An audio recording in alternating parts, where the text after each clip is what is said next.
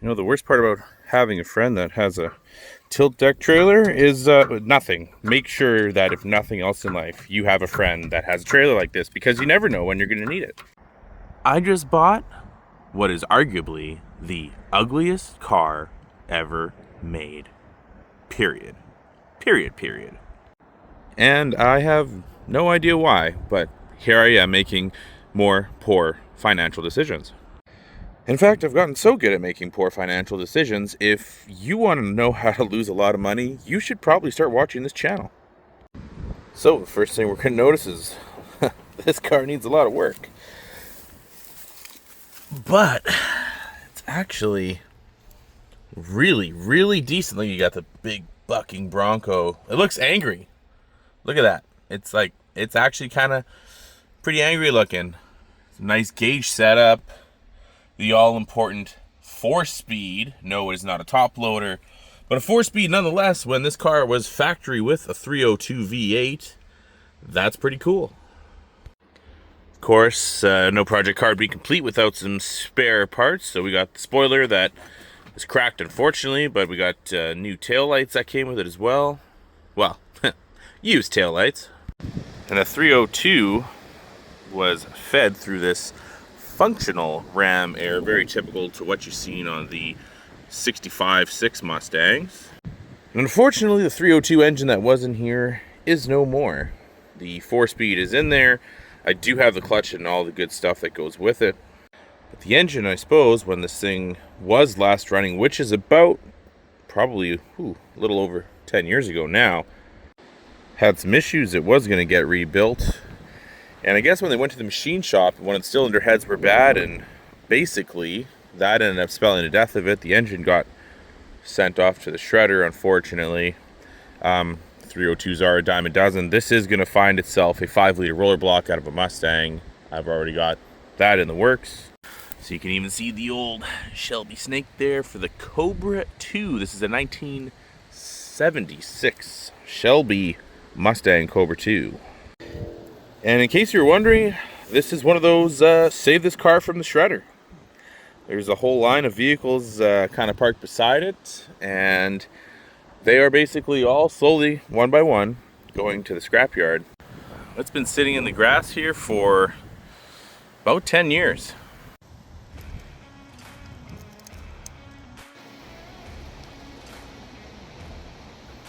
Yeah, she's coming out nicely. We got the old Ford F-150 tow rig. Modern day problems require modern solutions.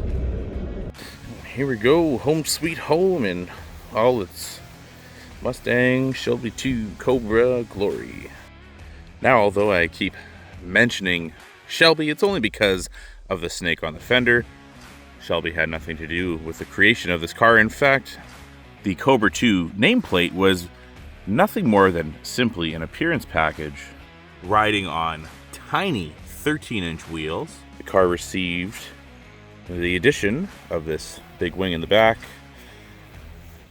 giving it front and rear spoilers, the hood scoop, obviously, which you can see, the stripe that was either blue, white, or black, the decal on the side, and a little bit of interior trim as well, notably the one on the steering wheel.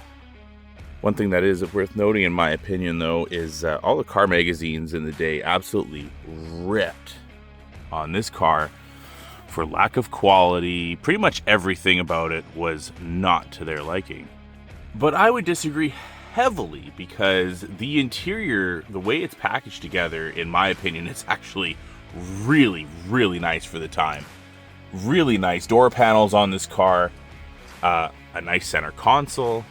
Plus, it gets the Mustang 2 suspension that everybody knows one way or the other from all the hot rodders. This is the car that everyone cut out the front ends because it had rack and pinion steering, very good geometry, among other things. Plus, it is a very narrow car, so it fits all those old street rods. And of course, we can't forget to talk about the V8.